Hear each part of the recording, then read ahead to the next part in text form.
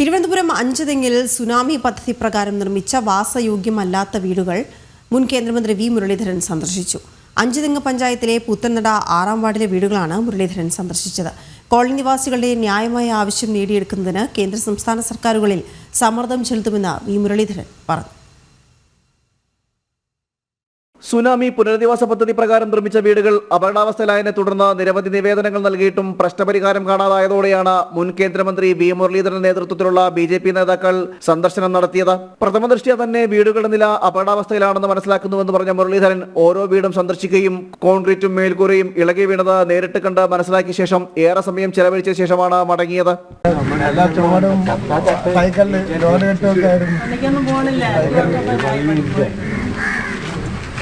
ആകെയുള്ള വരുമാനത്തിൽ പെൻഷൻ മാത്രമേ ഉള്ളൂ. കിട്ടിയില്ലെങ്കിലില്ല. കഴിഞ്ഞ 14 വർഷത്തിനുള്ളിൽ ഒറ്റത്തവണ മാത്രമാണ് വീടിന്റെ മെയിന്റനൻസിന് തുക അനുവദിച്ചത്.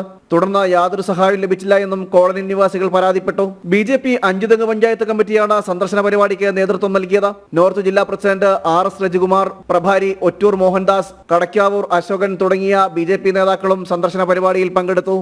ജനം, തിരുവനന്തപുരം.